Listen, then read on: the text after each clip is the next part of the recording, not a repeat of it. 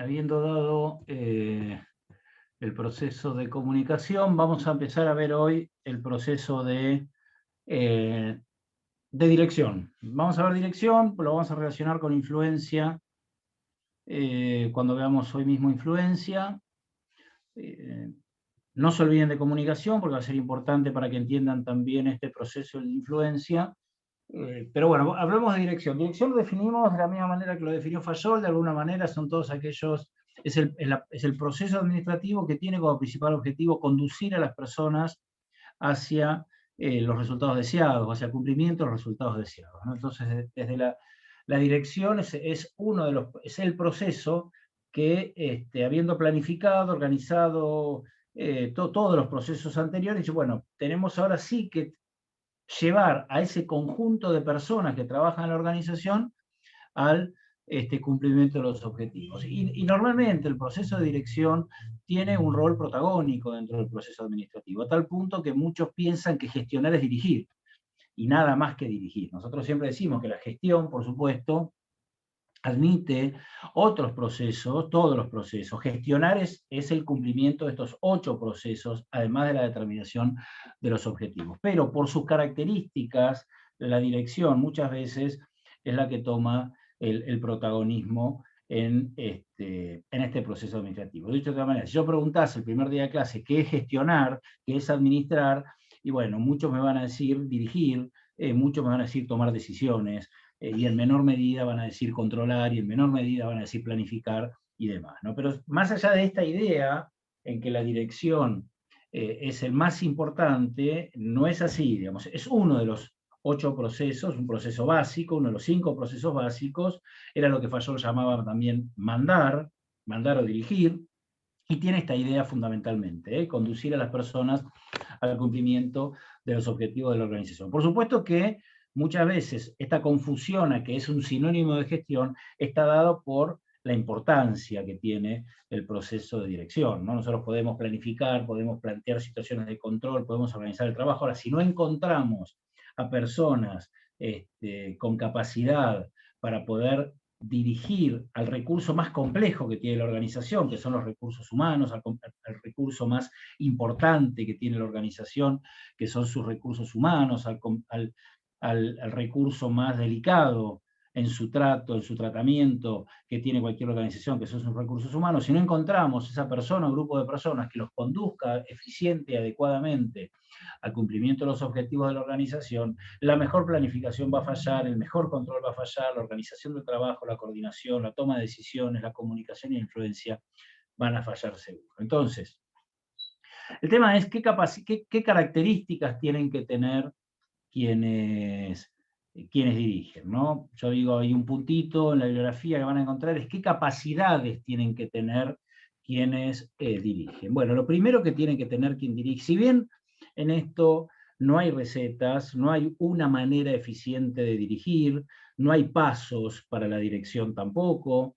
es un proceso que tiene mucho que ver con las personas de la organización, que tiene mucho que ver con los estilos de liderazgo, que tiene mucho que ver con el tipo de organización, que tiene mucho que ver con el contexto, que tiene mucho que ver con la coyuntura, con momentos.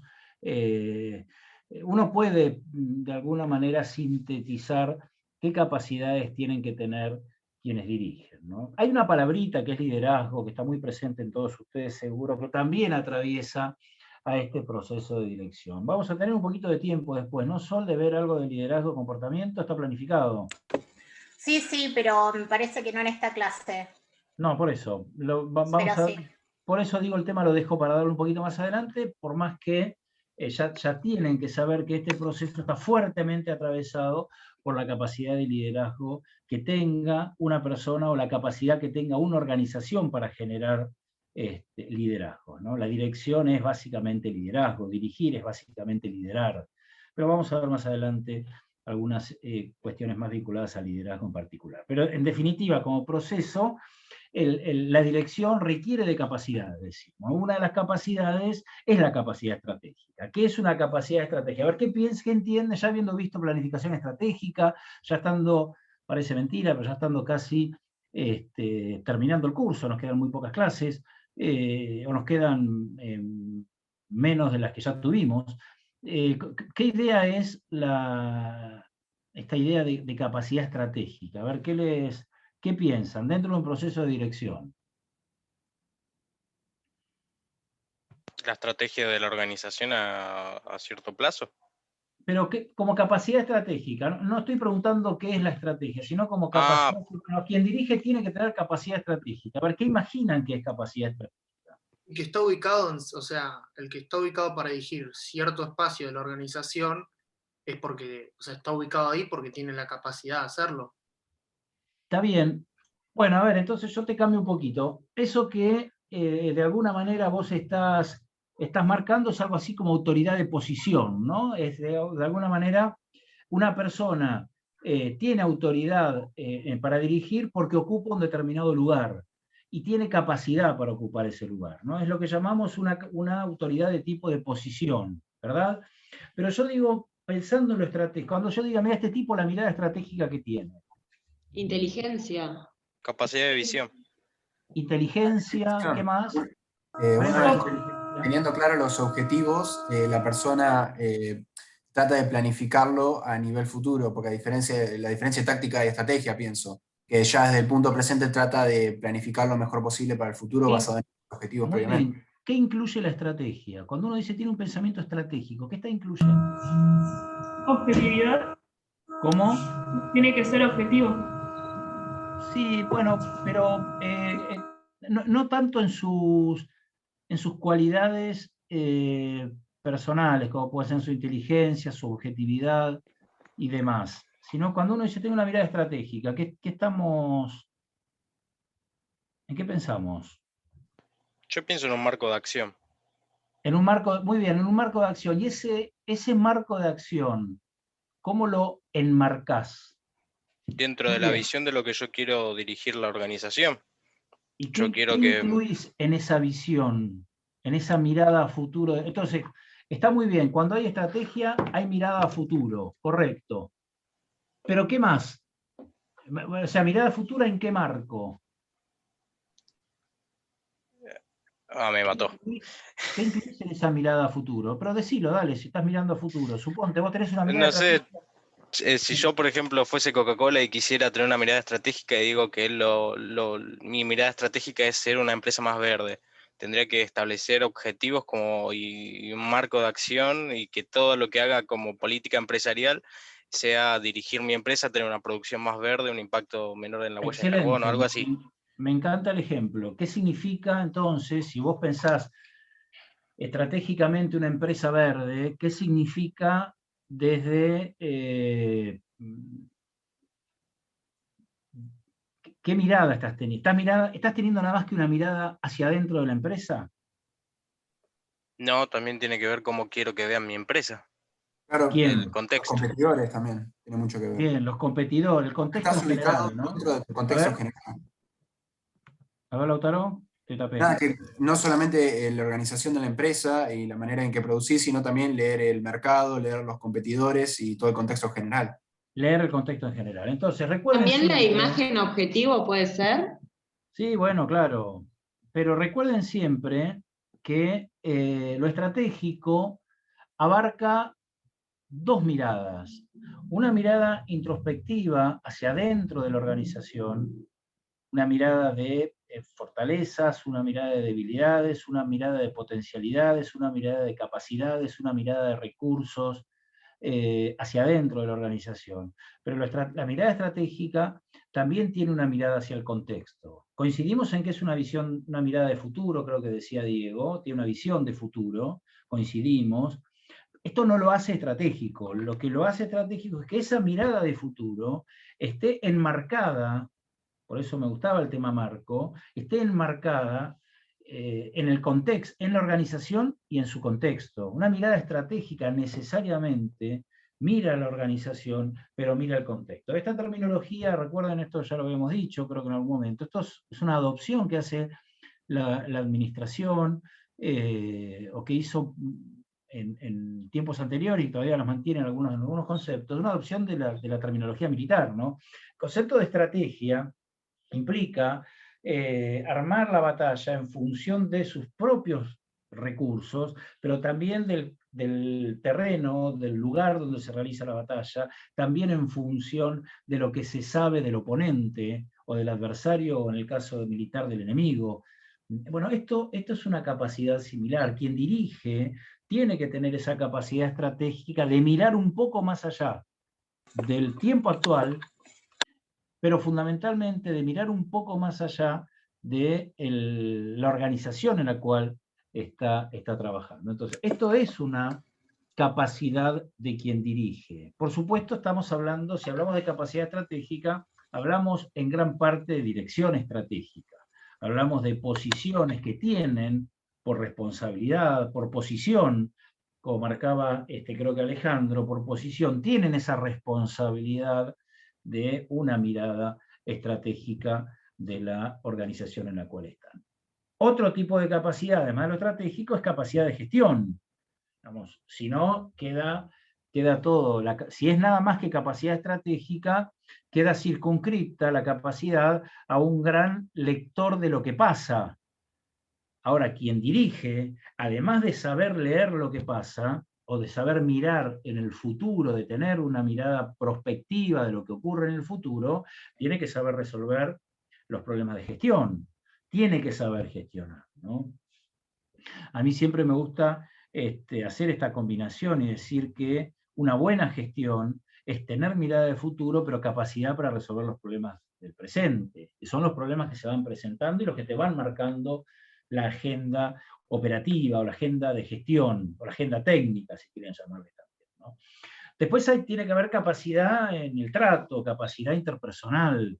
Quien dirige normalmente tiene que desarrollar capacidades empáticas, de buena llegada, tanto a sus propios compañeros de trabajo, a su cuerpo social, como también tiene que hacerlo con referentes del contexto, ¿verdad? Tiene que ser una persona que sepa motivar, que sepa leer, digo, no en términos, o no solo en términos de saber leer un texto, sino que sepa leer lo que está pasando en la organización y lo que está pasando en el contexto.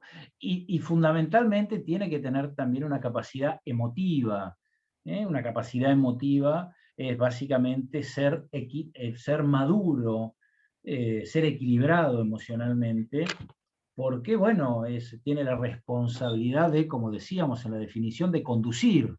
Imagínense si ustedes se van a poner atrás de una persona que se deprime fuertemente cuando las cosas no salen bien, o que tiene una euforia desmedida cuando las cosas salen bien. Entonces uno parece que va yendo y viniendo a partir de los humores y las reacciones emotivas de alguien. Esto uno lo que encuentra habitualmente en un líder, en lo que encuentra habitualmente en alguien que ejecuta la dirección, es ser una persona equilibrada, una persona que toma con tranquilidad los temas, una persona que tiene también capacidad emotiva para saber manejarlos. Muchas veces quienes tienen capacidad de gestión, quienes tienen capacidad emocional y quienes tienen responsabilidad de dirección, ante un problema, ante un conflicto, muchas veces lo primero que se les ocurra por la cabeza es tener una reacción emotiva. Es lo primero que siempre, cuando uno recibe alguna noticia, cuando uno recibe algún mensaje, cuando uno recibe o tiene alguna situación conflictiva, lo primero que piensa, créanme que es así, lo primero que siente es aumentar esa situación de conflicto, tener una reacción desmedida desde lo emotivo, porque es lo que nos sale muchas veces, ¿no? Por rasgos de personalidad. Ahora, cuando uno sabe la posición en la cual está, cuando uno sabe las responsabilidades que tiene, bueno, rápidamente dice, tengo que tener capacidad emocional, entonces no puedo salir con la misma verborragia a responder o actuar de una determinada. Uno tiene que, bueno, como decimos habitualmente, ¿no? Tragarse el sapo, saber procesar un poquito el fenómeno, tomarse un tiempito si es necesario antes de salir a responder cualquier cosa, ¿no? Entonces, bueno, esto es una partecita de dirección, estas capacidades que tiene que tener. Por supuesto que también tiene que tener competencia, ¿no? Competencia en términos de capacidades para poder ocupar la posición. Esto es una característica de la dirección también, ¿no? La única no hay ninguna. Quien está pensando que vamos a dar nada más la única no, tiene que tener capacidad emocional, tiene que tener mirada estratégica, tiene que tener mirada técnica o de gestión, tiene que tener, bueno, por supuesto la posición, tiene que tener personalidad, tiene que tener competencia, digamos. Lo ideal sería todo esto, ¿no? Lo ideal sería todo esto. En realidad, más allá de las capacidades, lo que cumple quien dirige es lo que vemos aquí, que son estas funciones de la dirección, ¿no? Normalmente quienes dirigen tienen estas tres funciones, pueden ser más, pero estas tres funciones, independientemente del tipo de organización, también se ponen en juego en los procesos de dirección. Unas son las funciones económicas, independientemente del tipo de organización. Quien la dirige tiene que tener capacidad de resolver cuestiones económicas. Por supuesto que en una empresa esto es mucho más visible. En una empresa, aquel que dirige, si no tiene capacidad para transformar en resultados positivos los resultados económicos de la actividad de la empresa, y no va a tener mucho futuro en la dirección. En la empresa está más claro.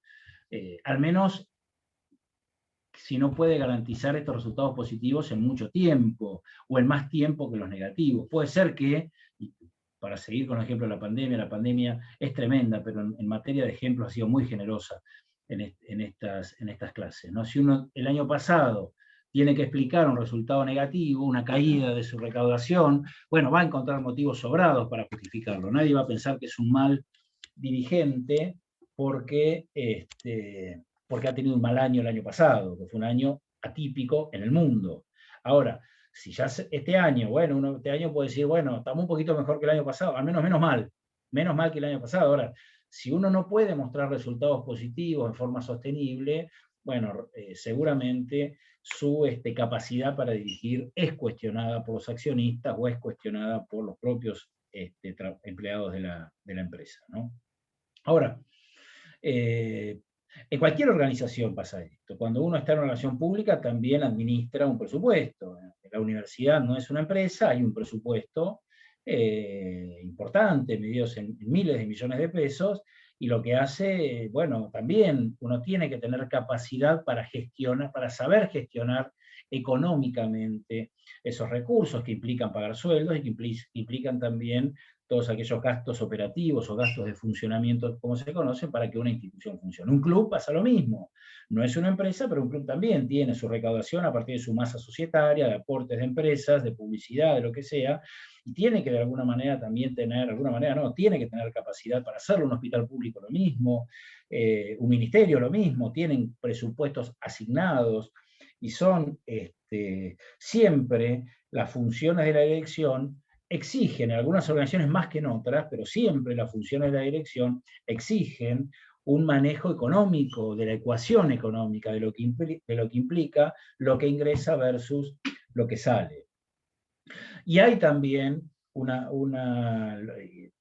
lógicamente, hay también funciones humanas a cumplir. No todo pasa por lo económico, ni dije que lo importante es lo económico. Lo que estoy marcando son distintas funciones que quien dirige tiene que cumplir. Está lo económico, está también lo humano. Ya sabemos que en una organización muchas veces lo que buscamos es la satisfacción de nuestras necesidades individuales, nuestras necesidades grupales, a partir de el participar de una organización, el participar de grupos de trabajo y demás. Entonces, dentro de la dirección, esas funciones humanas también son importantes, ¿no? Por supuesto que hay estilos, y en esto poco doy otro ejemplo de lo que dije hace un rato. No hay una receta de cuánto tiene que tener de económico, cuánto tiene que tener de humano. Esto es algo que se discute de épocas remotas, aquellos jefes que tienen una mayor orientación hacia las tareas, mayor orientación hacia el cumplimiento de los objetivos, mayor orientación hacia lo económico, y hay otros que dirigen que tienen, dentro de esa mezcla que tiene que haber entre ambos, quizás una mayor orientación hacia lo humano. Son aquellos que se conocen como liderazgos orientados hacia las personas.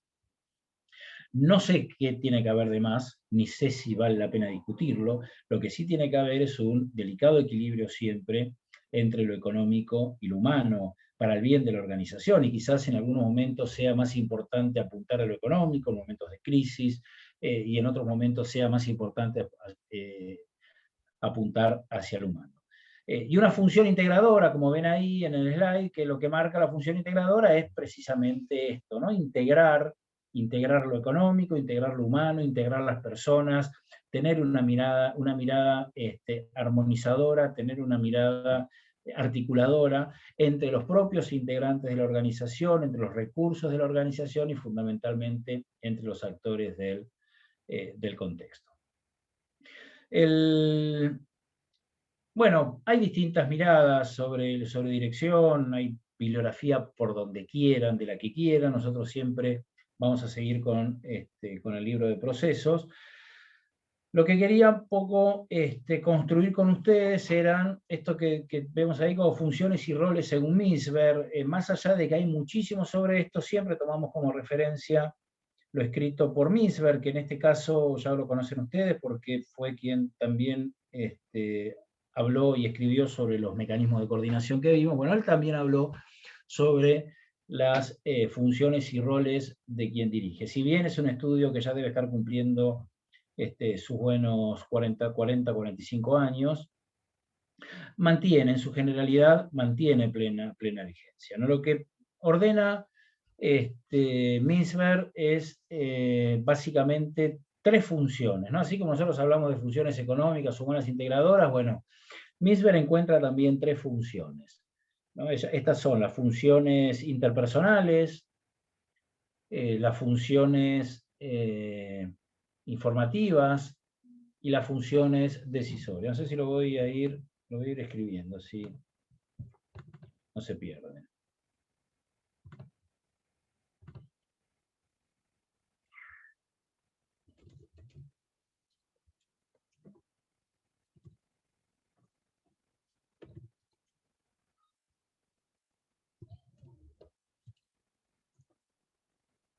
Cada una de estas funciones tiene distintos roles. Cumpliendo las funciones interpersonales, quienes dirigen cumplen distintos roles, ¿no? Precisamente este encuadre se llama las funciones y 10 roles de Misber. ¿Por qué? Porque los roles son 10, divididos en estas tres funciones. Las funciones interpersonales están, en su concepto, están vinculadas a la relación que tiene quien dirige con las personas con las cuales interactúa en la organización, y básicamente incluye tres roles. El rol de representante, el rol de liderazgo, precisamente,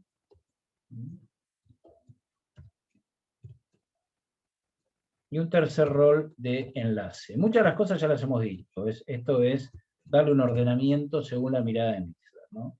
El de representante es cuando quien dirige representa a la organización.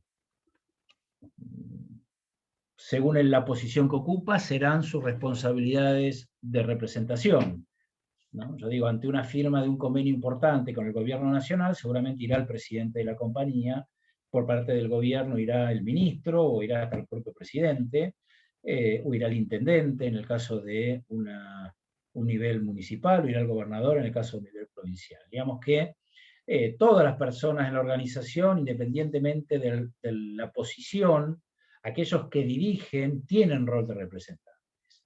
Cuando hay que dar una explicación ante un problema que dejó sin luz a la mitad de la ciudad, seguramente va a aparecer el gerente de relaciones institucionales, o va a aparecer el gerente de calidad o de atención al cliente o de producción, explicando y representando a la institución, dando una explicación del desperfecto que dejó sin luz a media ciudad. Entonces, hay ahí un primer rol en eso de lo interpersonal, hay un rol de representar a la organización.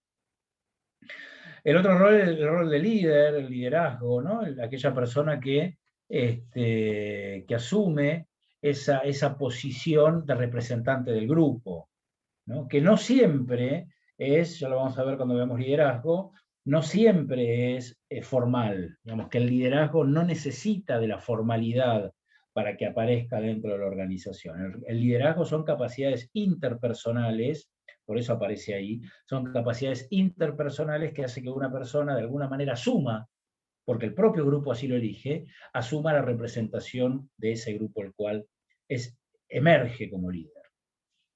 Y el enlace, algo estuvimos viendo recién cuando estuvimos hablando de integrar, de funciones integrantes, el enlace es porque en estos roles interpersonales el que dirige interactúa con personas y coordina también y une personas, ¿no? Es la persona que muchas veces va uniendo personas, trabajadores de distinta área, o relaciona a la organización con el contexto. Entonces, enlace es interpersonal porque lo que hace es precisamente hacer de vehículo, de articulador, de facilitador en el encuentro entre las personas. ¿Dudas hasta ahora? ¿Cómo venimos? ¿Venimos bien? Sí, Martín, no tenemos ninguna duda y liderazgo lo tendríamos que dar hoy, que te dije que no. ¿Lo damos hoy? Sí. Bueno, lo damos hoy. ¿Y hoy qué terminamos? ¿Influencia también? Sí, los dos procesos, influencia y liderazgo. Y ahí estamos, lo dejo para el final entonces, excelente. Bueno, informativas entonces. Informativas también tenemos 3 roles, el rol de monitor, el rol de difusor y el de portavoz. Bueno, se me corrió un poquito. Estos son roles informativos, hacen al rol del dirigente de informar, y lógicamente, como todo proceso de comunicación, lo hemos visto el otro día en la clase anterior, bueno, la información puede estar dando, primero porque capta información, porque recibe información, ahí como receptor, el dirigente hace de monitor, monitorea, recibe la información de los distintos procesos, recibe información del contexto.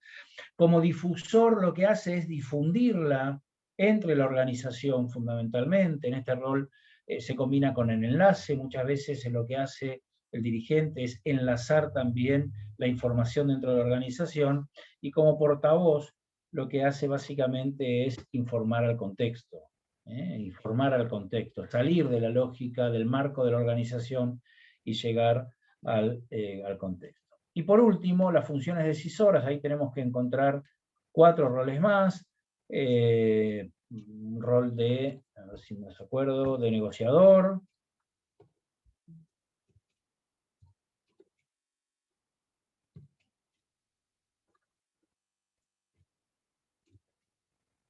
un rol de piloto de tormentas o de resolución de conflictos,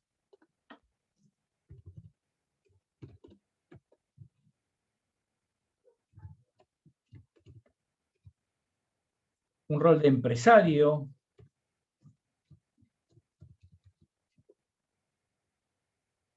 y un rol de, me debe quedar, asignación de recursos. De recursos. Por supuesto, bien. Asignador de recursos. Muchas de las cosas las hemos dicho recién cuando hablamos de funciones económicas. Por ejemplo, asignador de recursos. El asignador de recursos, ¿qué? Bueno, la organización tiene recursos, genera recursos, recibe recursos, y lo que hace quien dirige los asigna. La responsabilidad, muchas veces en su propia persona, muchas veces en órganos colegiados, como puede ser una universidad o como puede ser en el propio funcionamiento del presupuesto de la nación, que hay una propuesta del Ministerio de Economía, o del gobierno en este caso, a través del Ministerio de Economía, que es aprobado por las cámaras. Entonces se aprueba la distribución presupuestaria en una cámara. La propuesta es del gobierno. Bueno, el asignador de recursos lo que hace es eso. En términos claros, el negocio es, el dinero es fungible, por lo tanto, si lo ponemos en un lado, no puede estar en otro. Entonces, indudablemente, es importante el rol de asignador de recursos en esta función económica dentro de la decisión. Y el rol de empresario, porque emprende. Esta idea de ir generando nuevos negocios, hay toda una cultura empresaria, no solo en las empresas, también pasa en las ONG, también pasa en los clubes, también pasa en los organismos públicos. Digamos, esto de ir de empresario ir buscando emprendimientos, buscando emprender, buscando realizar cosas. El de resolución de conflictos, acá no dice eso, pero quise poner resolución de conflictos, lógicamente el rol de aquella persona que busca resolver los conflictos, ya sea a través del arbitraje, ya sea a través de, bueno, de buscar siempre el conflicto, transformarlo en un elemento positivo favorable para la organización a partir de su resolución. Y el negociador aparece entonces también, en realidad más que resolución de conflictos es de piloto de tormentas también, ¿no? El hecho de aquella persona que está en situaciones siempre conflictivas con el mercado, con la propia empresa, y lo que trata de hacer siempre es un conductor de la organización aún en momentos turbulentos, ¿no? Y el negociador como un elemento también muy propio de la dirección, aquel que sabe que para lograr los objetivos tiene que necesariamente lograr la suboptimización de objetivos, pero lograr el máximo resultado a partir de la suboptimización, ¿no? Este es un elemento, bueno, ya hemos hablado de negociación, de todo lo importante que es para la gestión. Bueno, esta es un poco la visión de Misberg en lo que hace a los roles personales. No sé si queda alguna duda con esto, tampoco sé si me queda algo, no creo que no. ¿Alguna duda? Vale. ¿Con esto va quedando? Yo tengo una duda cuando hablabas de las funciones integradoras, ¿a qué te referías? Dale. Perdóname, ¿de todas? ¿Como No. concepto de función o algún rol en particular? No, funciones integradoras. Cuando viste económicas, humanas, integradoras, no entendí. Ok. Bien. Bueno, las funciones integradoras son las funciones de articulación. Las funciones de articulación que hace alguien que va integrando no solo partes de la misma organización, sino que integra la organización con el contexto. ¿De acuerdo? No sé si te queda claro. Sí. Por ejemplo, integrar la organización con los clientes, integrarla con los proveedores, integrarla con el sindicato, integrarla con el Estado. O sea, vos tenés una visión integradora hacia afuera de la organización, integrando la organización con el contexto, y tenés una visión o una función integradora hacia adentro de la organización. Sí, perfecto, gracias. Dale. ¿Alguna otra duda? No, en el chat nadie dijo nada. Profe, en la de monitor, informativas, la de monitor, ¿puedes explicar de vuelta?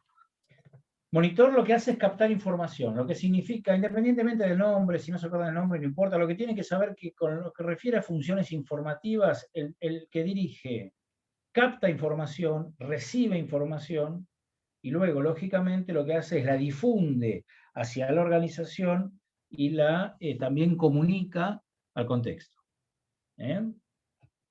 Pero monitor particularmente es todos aquellos esfuerzos que hace quien dirige para recibir información, para ser la persona autorizada y legitimada de la organización para recibir información, ya sea de la propia organización o del contexto, ¿verdad? Sí, gracias. Bien. Vamos a avanzar con el proceso de influencia y después terminamos con liderazgo, si les parece. ¿Sí? ¿Están viendo ahí la pantalla? Sí, ¿no? Sí, la del proceso de dirección. Bueno, el proceso de influencia, el slide aquí es muy cortito. Ya hemos hablado de influencia también. Ahora lo identificamos como proceso. Ya es el último proceso, con el octavo proceso lo entendemos a la influencia, como lo decíamos cuando vimos el proceso administrativo, como todo aquello que busca, cuando una persona, un grupo de personas busca afectar el comportamiento de otra persona o de otro grupo de personas. Esto es influencia, hablamos de afectar comportamiento. Afectar comportamiento, ¿qué significa? Bueno, que gracias a la influencia podemos cambiar el comportamiento o gracias a la influencia podemos evitar que cambie. Cualquiera de los dos aspectos puede ser. Por eso nos parece más adecuado hablar de afectar el comportamiento. Siempre cuando uno habla de proceso de influencia habla de dos actores, como habla también en dirección de dos actores, de quien dirige y grupo dirigido. Cuando de comunicación también habla de dos actores, de quien emite y quien recibe, la comunicación, en la influencia pasa exactamente lo mismo. En la influencia hay dos actores siempre, persona o grupo de personas, pero dos actores en definitiva, aquel que quiere ejercer la influencia sobre otro grupo, persona u otro grupo, el que recibe la influencia. Fíjense que esto de la influencia, quizás no lo dijimos con estos nombres, pero ya lo estuvimos hablando cuando hablamos de Weber y el proceso de dominación. Cuando hay alguien que tiene esa autoridad y que está legitimada a partir del reconocimiento que tiene esa persona por el grupo que es dominado, reconocimiento que puede ser o por tradición o por carisma o por leyes. ¿Se acuerdan de esto? De los tipos de autoridad de Weber, tiene también, lógicamente, su forma de ver a través de la influencia. En definitiva, de lo que hablaba Weber era distintos tipos de dominación. Hay una persona, un grupo de personas que domina a otra persona, a otro grupo de personas. Esa dominación está validada, está legitimada, ya sea en el caso de Weber por tradición, por carisma, o por un proceso normativo, un proceso de leyes, de racionalidad, como es la autoridad racional, burocrática o legal. Esta idea de influencia es la misma. Y fíjense qué tan íntimamente ligada está el proceso de dirección. No sé si recuerdan, en algún momento les dije, muchos entienden que el proceso de influencia es parte del proceso de dirección. Es esencial la influencia para la dirección. Por supuesto, la influencia es importante para todos los procesos, por eso es subyacente. Está implícito en la planificación, en la organización del trabajo, en la coordinación, en el control, en la toma de decisiones, en la propia comunicación, y ahora veremos por qué, pero aparece como un elemento esencial de la dirección. Aquel que no tiene capacidad para ejercer influencia no tiene capacidad para dirigir. Esto está claro. No hay dirección posible si no hay capacidad para ejercer influencia. Entonces, la definición básicamente es esa, entonces, es cuando se afecta el comportamiento de una persona o grupo de personas. Los mecanismos de emulación, de sugerencia, de influencia son varios. Nosotros vamos a ver 4, puede haber otros. Hablamos de emulación. ¿Qué es emular? ¿Qué es emular? ¿Qué entienden por emulación? Por emular a alguien.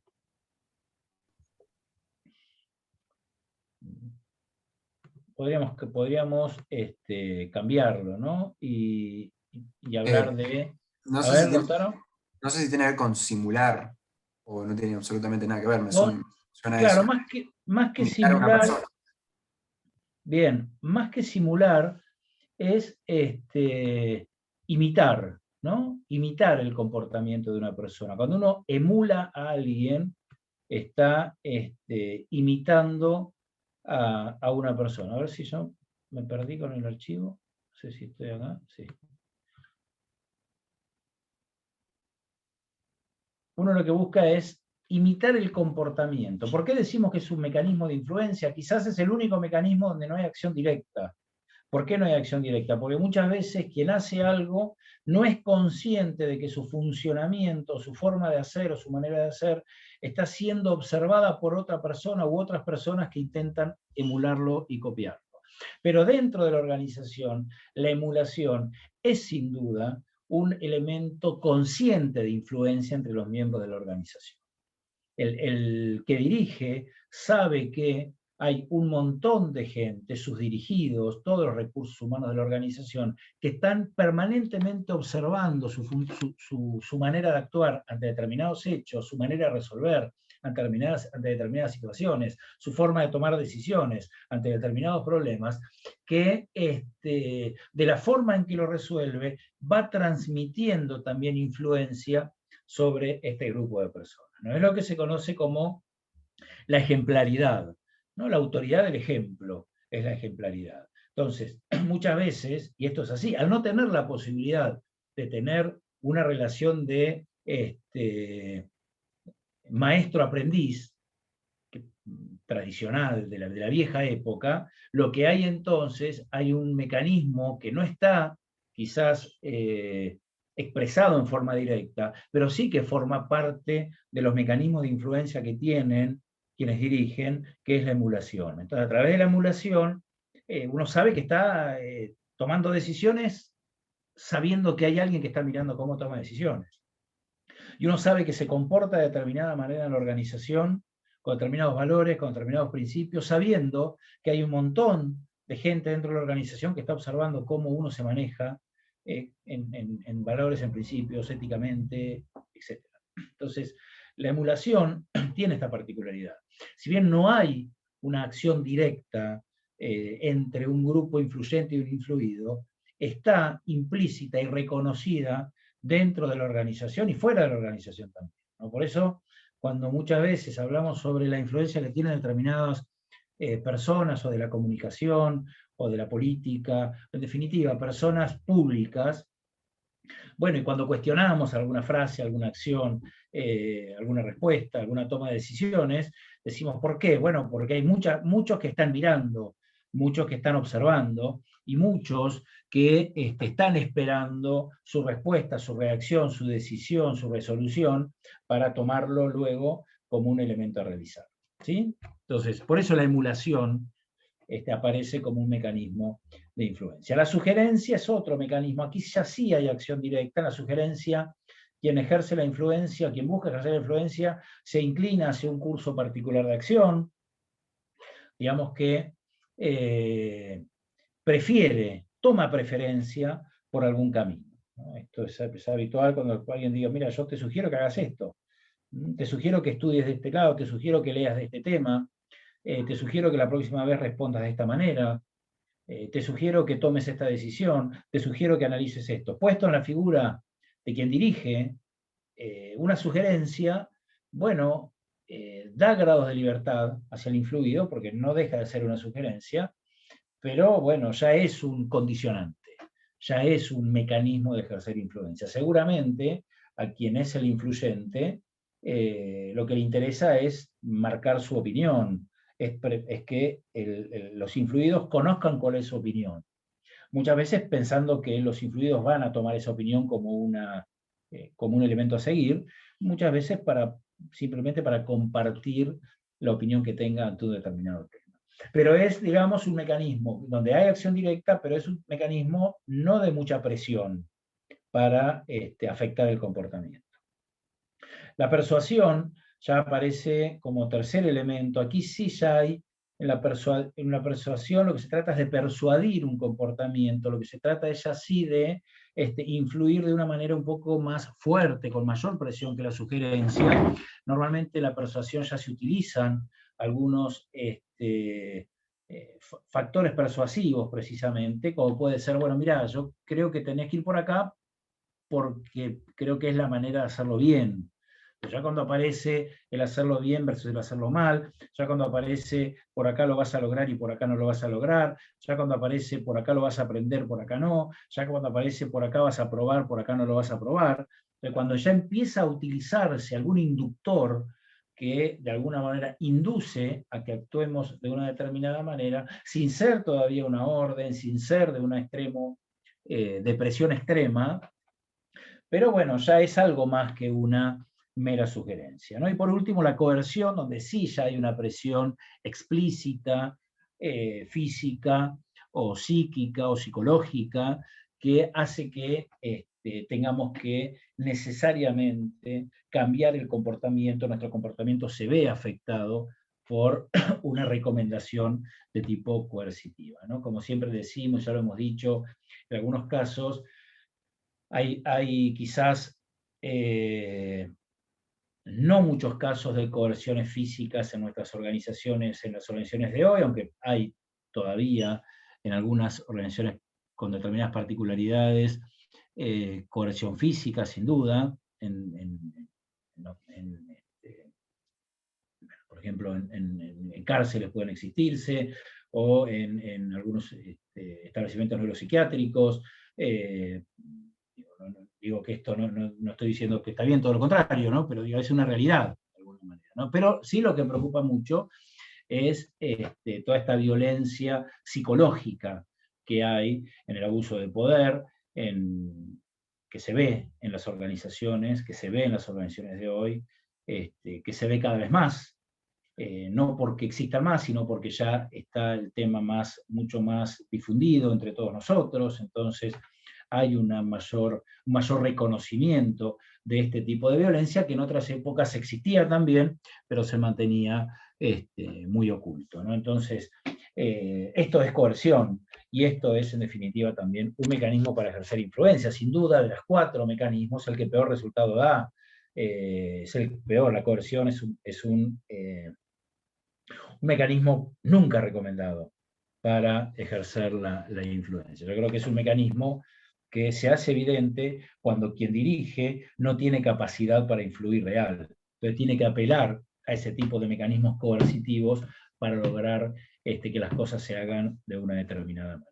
Habla, en definitiva, es el síntoma, es el resultado, mejor dicho, de una incapacidad para dirigir eficientemente cualquier organización o un grupo de personas, cuando tiene que llegar a la coerción. ¿Dudas con esto? ¿Cómo venimos? No, el chat está... Confundido. Y se mueve.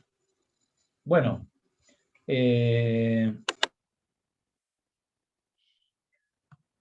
Y termino con esto. Vamos a hacer un recorridito. Después dejamos liderazgo para la próxima. ¿Qué tenemos que dar la próxima, Sol? La próxima tenés todo comportamiento organizacional.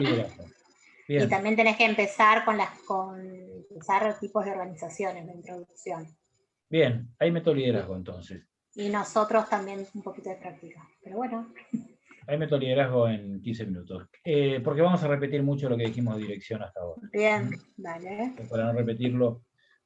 ¿Cómo se entiende la influencia? Yo le dije, está muy relacionado a dirección, íntimamente relacionado a dirección, y está muy relacionado a comunicación. Fíjense que el otro día vimos comunicación. Por lo tanto, y reconocemos en la comunicación un elemento que está presente en la influencia, ¿no? Entonces, la influencia es comunicación.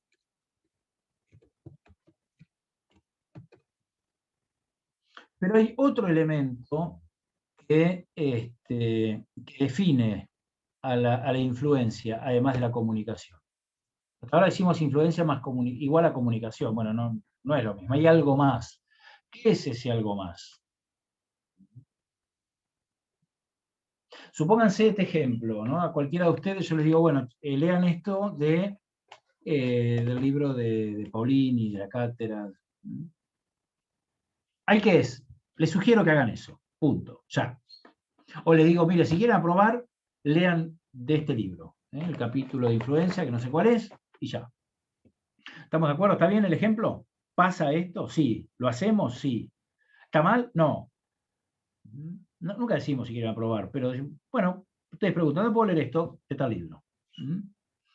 Hasta ahí lo que hubo, que es una comunicación, como lo dieron el otro día Solmar y Lisandro, ¿no? Hay alguien, un emisor, en este caso nosotros, que damos un mensaje, utilizamos un canal que es el aula virtual en este caso,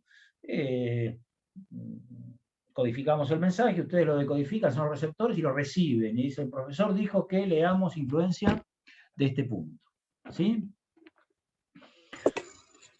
Hasta ahí ahí es lo importante, lo que hablábamos la clase pasada, que hubo la transferencia, pero también hubo la comprensión en esa comunicación. Claro, o sea, se entendió, todos, sí, claro, se entendió lo que queríamos decir. Eso, entendemos lo que queríamos decir. Alguien puede decir, no entendí, profesor, capaz no escuchó bien, se cortó, barrera física. Decimos, bueno, tac. Alguno por haber dicho, ya me tiene podrido con la bibliografía, no lo escucho más, ni sé lo que dice, barrera psicológica, porque ya hay ahí empieza a haber una barrera emocional, o nosotros decir otra vez, le tenemos que decir de dónde tienen que leer, ¿no? Y hay una barrera emocional, una barrera psicológica, pero ya está, fluye, el mensaje fluye por los canales, va y llega, les llega a ustedes. Ahí es comunicación. ¿Qué tiene que haber para que sea influencia? Dicho de otra manera, ¿cómo? Poder. Tiene que haber, ya sea autoridad o no, porque la influencia, me imagino que no solamente de un líder hacia un subordinado, sino de un subordinado líder, como es el caso de, no sé, le pedís a tu gerente que, che, tengo determinado problema, no puedes hacer tal cosa y le estás ejerciendo una influencia sobre él. Muy bien. Por lo tanto, sería como un juego de poder que se lo pasan de uno al otro.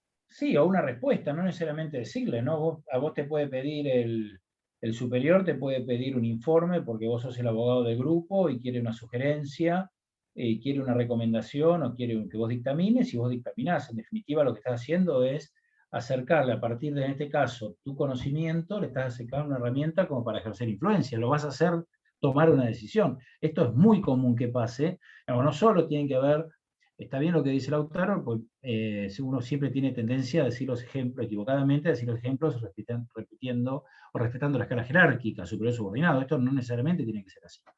Por supuesto que cualquier informe que nosotros hacemos a nuestros superiores, que nos piden algo, está hecho con el ánimo de influir. Es decir, mira, acá el ministro a mí me recomendó hacer esto. ¿Por qué hizo esto? Bueno, porque el ministro me recomendó esto, porque el Ministerio de Salud me está recomendando esto. ¿De acuerdo? Ahí hay influencia. Sin embargo, yo digo, no es poder. No solo es... sí es poder. Te digo, Lautaro, tenés razón, es poder. Pero estamos un escaloncito más arriba. Pero no te olvides de poder todavía. Hay algo más que poder. No importa por qué lo aceptás. Yo no me pregunté por qué lo aceptás. Bueno, ahí está, no lo puedo. Aceptaciones, ¿no? Claro, yo lo que les estaba diciendo, ¿se acuerdan que en la comunicación, para quedarnos tranquilos que exista, lo teníamos que transferir al mensaje, pero que quedarnos tranquilos que del otro lado lo entendieron? Pero bueno, a ver, si lo entendieron, es lo mismo que lo hagan o no lo hagan, y ahí está esto que dice Martín. Y ahí es ¿Lo han entendido? ¿Cómo, Lautaro? Y ahí es cuando yo tenía una duda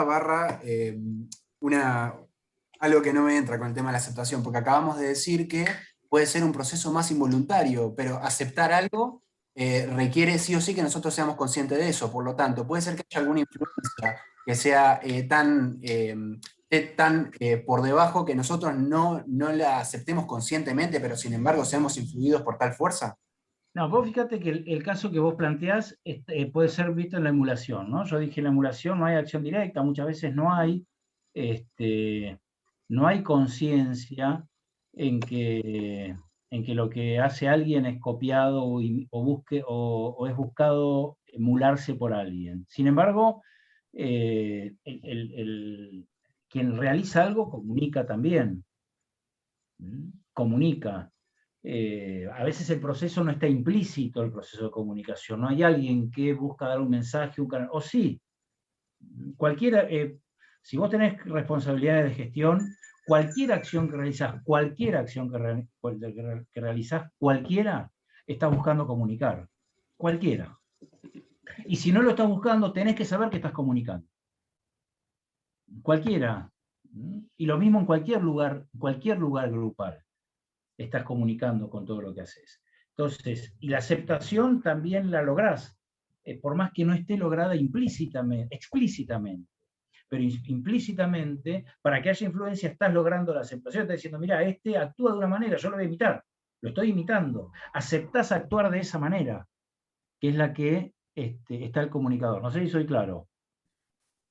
Mi comentario va más por otro lado, más por un lado subliminal, y no tanto a lo teórico. Se me ocurrió el ejemplo de, aunque no sea de una organización. Pero no es teórico el mío, era un ejemplo concreto.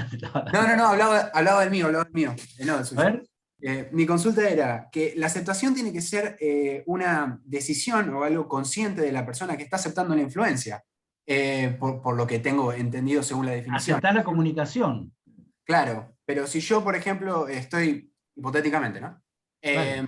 Un montón de mensajes subliminales que me dicen, usá esta campera de color rojo, y yo detesto las camperas de color rojo, pero todos los días que me despierto y salgo a la calle veo ese tipo de mensaje de comunicación, aunque yo por dentro la deteste. Y un día, no sé, termino usando la campera de color rojo, pero ni yo, que yo las odiaba previamente, yo las sigo odiando, pero las uso igual. Sería siendo una aceptación porque yo no las acepto, pero lo hice... Te la pusiste y la aceptás. Ok. Para mí ahí Lautaro el marketing te entró, por algún lado te entró. Vos podés decir, mirá, yo la verdad que ahí se está cortando, Sol, o a mí, no sé si Sol o yo. Hicieron que te pongas la campera. ¿Sol está cortando? Sí, se le escucha cortado. Sol. No, se te escucha Sol.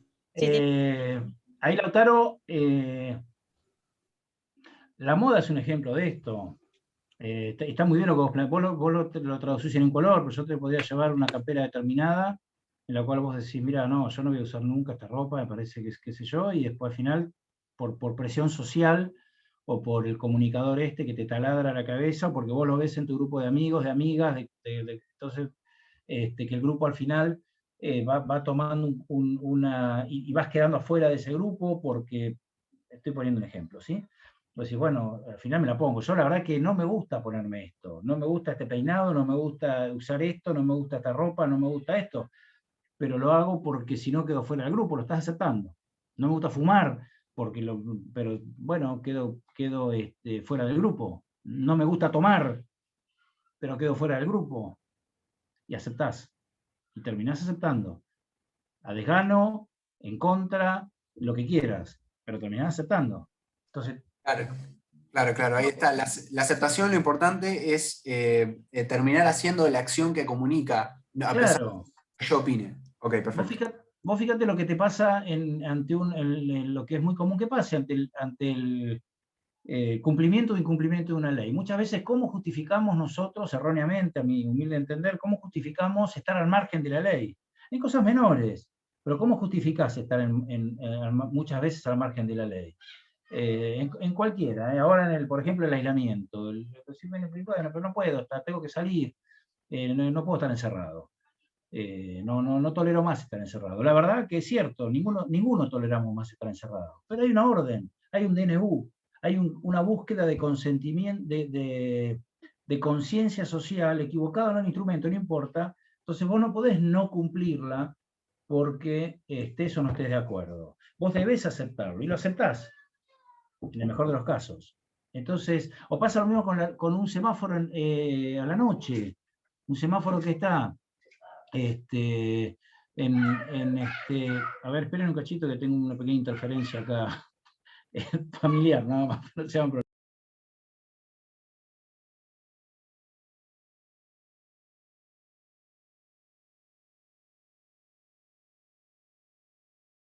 Le pregunté si quería saludar, me dijo que no. Fíjate que vos podés, vas por una avenida de la ciudad. ¿Estás en La Plata, Lautaro?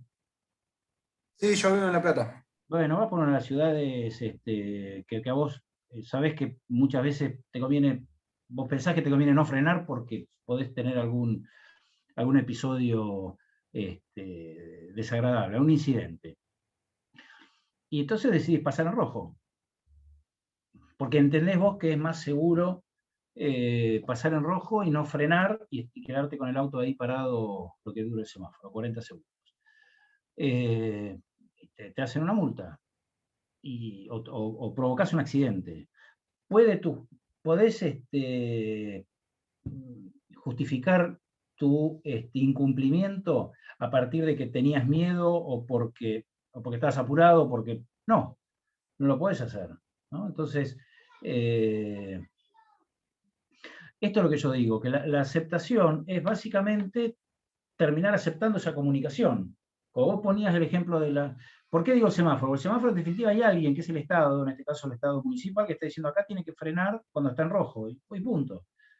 En todo caso, si vos no estás de acuerdo con que frena a esa hora, bueno, tendrás que buscar los mecanismos para que a esa hora el semáforo esté intermitente. Entonces vos, un amarillo intermitente, vos parás un poco la velocidad, pero seguís, ¿no? Pero terminas aceptando. Ahora lo vamos a completar con lo que vos dijiste. Entonces, ahora, ¿cómo puede ser esta aceptación? El punto que buscaba aceptación. Entonces, piensen en el proceso de comunicación, como lo dibujó Sol el otro día, extiendan un poquito más y dicen, más aceptación, eso es influencia. Ahora, ¿cómo lográs la aceptación? Bueno, acá aparecen dos mecanismos. La aceptación, ¿cómo se logra? A través de dos mecanismos. Uno es la identificación. ¿Qué es la identificación? La identificación, algo parecido a lo que hablamos hoy con mecanismo coordinador en la estandarización de las normas. La identificación es que vos estás identificado con una organización, compartís sus creencias, su cultura, sus objetivos. Entonces vos aceptás, de alguna manera, aceptás sus preceptos, sus comunicaciones, porque estás identificado. O trabajar en una organización voluntaria. Entonces, bueno, listo, vos estás ahí, che, tenés que hacer esto, ahora tenemos que salir a cosechar esto, bueno, va, ¿por qué? Bueno, porque sabés que estás haciendo un bien, o militás en alguna organización política, o estás en una organización social, y tenés una alta identificación con tus objetivos, con sus metas, con sus valores, con sus principios. Una organización religiosa, como decíamos hace un rato. ¿Por qué respetar los 10 mandamientos, quienes son de quienes participan en la Iglesia Católica? ¿Por qué tenés 10 mandamientos? Bueno, las tablas que Moisés bajó del monte Sinaí y estaban grabados los 10 mandamientos. ¿Y qué son los 10 mandamientos? Bueno, ¿por qué los acepta? Bueno, porque está identificado con esa organización, con esa religión en particular, ¿no? Y si no, no los acepta. Y si no, algunos aceptan y otros no. Pero ahí ya empezamos en el tema de lo que hablábamos recién, de las cosas que o son blancos, son negros, son grises, ¿no? Bueno, ahí está la identificación. Porque vos estás identificado, entonces aceptás la comunicación. Y el otro elemento, es lo que decía el autor recién, es el poder. Es, sin duda, el que más se ve en las organizaciones en general. El poder como mecanismo de aceptación. El poder como mecanismo de aceptación. Es la utilización de recursos que te llevan a vos a lograr que se acepte la influencia. Y acá podemos discutir distintos tipos de poder. Acá podemos discutir distintos tipos de poder. Bueno, recién hablamos del poder de los medios, ¿no? Del poder de la comunicación, del poder de lo social, como un poder de formar parte de un grupo o no formarlo, como parte de un poder, ¿no? De un tipo de poder. ¿Qué tipo de poder hay? A ver, los más comunes, los que pueden encontrar en organizaciones. ¿Qué tipos de poder puede haber? Bueno, la autoridad. Voy escribiendo despacito a ver si alguno me manda algo. La autoridad es un tipo de poder, es el poder legítimo, poder institucionalizado. Es el poder que surge a partir del cargo o posición que ocupa alguien dentro de la organización. Lo veíamos hoy, ¿no? Cuando veíamos esta posición, cuando hablamos de dirección, la capacidad que da la posición que tiene. No es capacidad el tema, ¿no? La palabra, es lo que le otorga la posición que ocupa. Uno no puede dirigir, uno tiene autoridad y le sirve para dirigir. ¿Por qué? Porque es poder más poder legitimado. Hay poder legitimado. Ya lo hemos visto. Ya lo hemos visto. ¿Qué otro tipo de poder existe? Que hayamos visto hoy.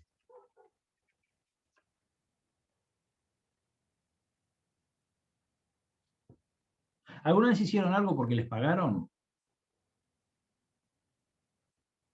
Yo sí. Y sí, obvio.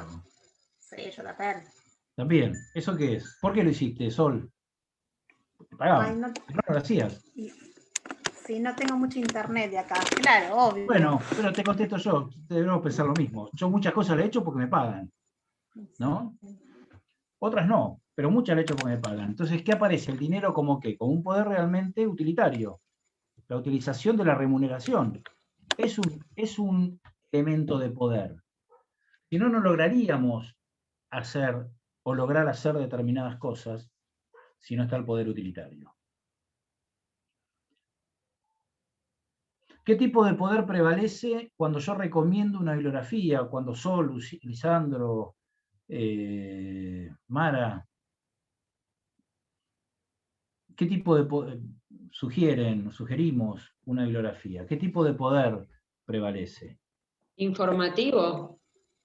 Es algo más que información, ¿no? Fíjense si ustedes están viendo TN o están viendo C5N, qué sé yo, o están viendo cualquier noticiero, Canal 11, y les dice que tienen que estudiar influencia por el libro de Paulini. Se lo dice El gato silvestre, por ejemplo, para poner uno. Es informativo. Ahora, a ver, Lautaro. Una persona que sea una eminencia en su... Claro. Bueno, Bueno, acá están diciendo, acá en el chat, por ejemplo, me parece que viene encauzado por ahí, dicen poder como de referencia, de que uno referencia. Claro, pero es un poder, más que todo, un poder, yo me quedo más cerca de lo de Lautaro, más de eminencia o de lo que llamamos un poder del conocimiento, ¿no? Bueno, el poder que tiene la eminencia también. Que hablábamos, las reuniones que tienen los distintos poderes ejecutivos, así sea el intendente, el gobernador o nación, con el grupo de expertos, como el poder que pueden tener ellos para llevarlo a tomar determinadas decisiones, para ejercer influencia, a partir de la situación sanitaria, epidemiológica, educativa, económica, que va generando la pandemia. Entonces uno cuando tiene que tomar decisiones, no toma decisiones, y de lo que no sabe, ¿qué debería hacer cuando uno no sabe? ¿O qué hace habitualmente? ¿Qué hacemos cuando uno no sabe? Es preguntar a los que saben. Esto es lejos de ser una cuestión mal vista, está muy bien visto, que uno tome decisiones escuchando a los que saben. No es parte de un renuncio, no tiene uno menos autoridad ni menos poder porque tome decisiones escuchando a los que saben. Al contrario, porque toma otro poder, que es el poder del conocimiento. Es el poder que le transmiten o que tienen determinadas personas que saben. Por eso, en la sugerencia de qué estudiar o qué no estudiar, en la sugerencia de qué hacer o qué no hacer, normalmente lo que prevalece ahí es el conocimiento. Es la experiencia del conocimiento. Bueno, hemos hablado del poder coercitivo también hoy, ¿no? Es otro tipo de poder. Cuando hablamos de tipos de influencia, mecanismos de influencia, hablamos de coerción, ¿no? El poder coercitivo aparece también como el poder basado en la presión, en la violencia física o psicológica. Y dejo para el final este poder que algo decía de referencia. ¿Por qué lo corrijo? Porque a mí me gusta más el poder de referencia, ponerlo como un tipo de poder y llamarlo liderazgo. Este es el liderazgo, el poder de referencia. Referencia o liderazgo. Es el poder que tiene alguien por ser referente del grupo, emerge del grupo, el líder, como un elemento del propio grupo, que el grupo entiende que tiene que tener capacidad y que tiene poder para lograr la aceptación, que es la que en definitiva lleva o concluye con la influencia. Bueno, ¿dudas con esto? No, y también para agregar que, por ejemplo, los poderes también tienen como distinta calidad. Digamos, el poder que está basado en el conocimiento digamos, es uno de los de mejor calidad, porque, digamos, a diferencia, por ejemplo, del coercitivo, que es uno de los, digamos, peores, más mala calidad, no sé si peores. Mala calidad en el resultado, claro. Sí. Ustedes piensen que entiendan el proceso de influencia como que alguien está buscando mecanismos para que ustedes hagan algo de una determinada manera. Para que ustedes hagan algo. Y ese hagan algo, depende del mecanismo, lo van a hacer bien, lo vamos a hacer mal, lo vamos a hacer regular. Entonces, depende de qué, y depende del mecanismo de influencia. Y otra cosa importante, que refuerza lo que dice Sol, que no lo dije, es que tampoco son excluyentes, ¿no? Esto no significa que o es autoridad, o es conocimiento, o es liderazgo, o es, no. Puede haber en una misma persona, lo ideal es que haya, más que puede haber, lo ideal es que en una misma persona confluyan un poder de referencia o liderazgo, confluya un poder de autoridad, porque es la posición la que legitima el liderazgo de esa persona, y también el conocimiento. Bueno, y lo económico también juega, pero digo, fundamentalmente esos tres es donde realmente, y por supuesto que si está también el poder económico como otro elemento. Es más, después es difícil que estos tipos de poder tengan eficiencia actuando solos.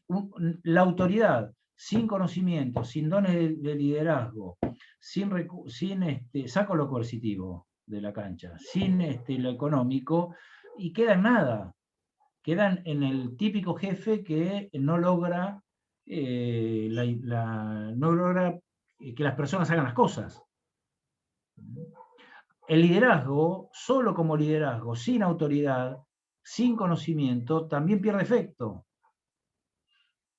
El conocimiento, muchas veces, sin una posición reconocida, ocupa posiciones laterales, ocupa posiciones que no siempre terminan siendo debidamente escuchadas por quienes tienen que escucharla. ¿Cuántas organizaciones hay que tienen a la persona que sabe todo, pero esa persona no tiene posición, no está reconocida por su grupo, por lo tanto su potencial no es explotado?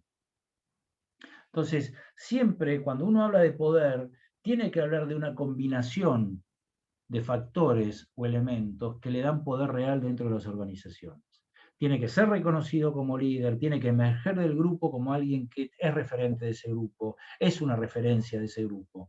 Tiene que tener también conocimiento de los temas o tiene que tener inteligencia para buscar y saberse rodear de gente que conoce, que en definitiva terminan trasladando a ese líder su conocimiento, y es parte de la regla del juego. Pero esa persona que va a buscar conocimiento lo adquiere como propio, no porque lo roba, lo adquiere como propio porque transmite, a través de él, transmite el conocimiento de mucha gente que sabe sobre un determinado tema. Y así funciona, organizaciones complejas no hay nadie que sepa de todo. No hay nadie que sepa de todo. Hay liderazgos compartidos, hay liderazgos donde la persona busca la referencia del conocimiento. Y por supuesto tiene autoridad, porque la autoridad es lo que se necesita para que las organizaciones, no digo que sea lo único, pero es indispensable para lograr el cambio en las organizaciones. Si no queda todo, empieza a tomar comportamientos que pueden llegar a la anarquía organizacional o al conflicto seguro, no quiero hablar de anarquía, al conflicto organizacional seguro. ¿Dudas con esto? No, en el chat no. Bueno, vamos a hacer una cosa, ya les he tomado 1 hora y media de su feriado puente. Vamos a hacer una cosa, para la clase que viene traigan, vayan pensando en lo que para ustedes es un líder, pero no por las características, sino que realmente, si ustedes tuviesen que identificar a un líder, identifican a esa persona. Que no significa sea líder para ustedes, ¿está bien? Sino que uno reconoce que por determinados hechos históricos, del presente, del pasado, ustedes lo reconocen como líder. ¿De acuerdo? Repito, no les pregunto, no estamos pidiéndole que nos digan cuál es para ustedes un líder. No lo llevamos a la situación personal. Lo que les pido es que sí piensen en quién ustedes creen que tiene aptitudes de liderazgo, independientemente de que para ustedes pueda ser un líder o no pueda ser un líder. ¿De acuerdo?